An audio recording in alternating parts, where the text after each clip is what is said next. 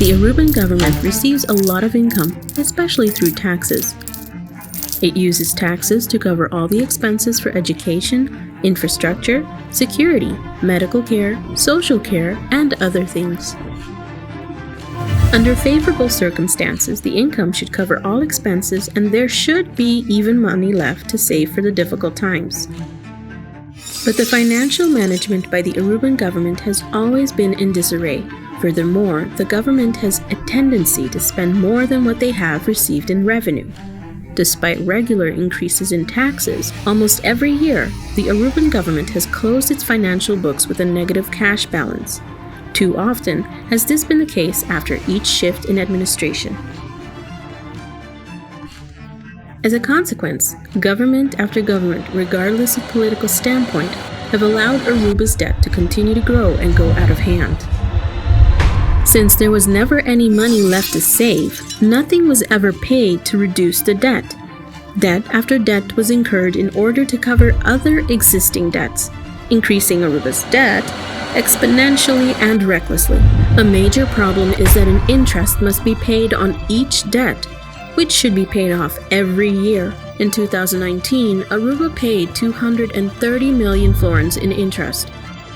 That is 630,000 a day, or 19 million florins per month. With the 630,000 a day, 4 modest houses of 150,000 could be built. That sums up to almost 1,500 houses per year.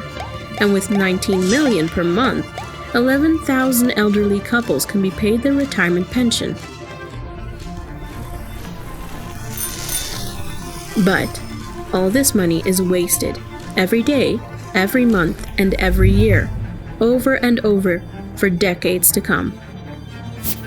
As a result, the government has no money to properly fulfill its governance duties.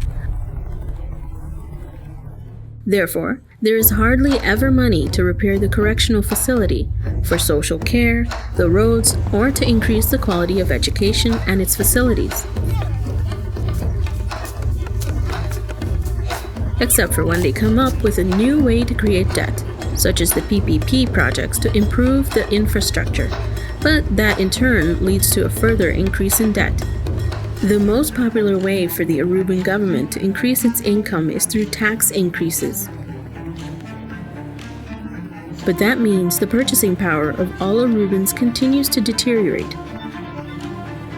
Meanwhile, Aruba has one of the highest tax rates in the world, while failing to offer an adequate compensation to its citizens for all the money they give the government.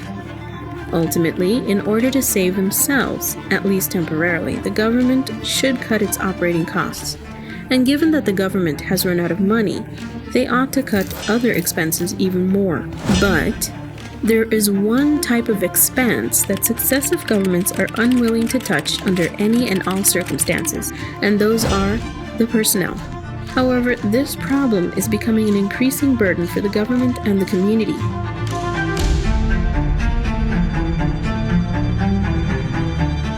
Why is this such a big problem for the government?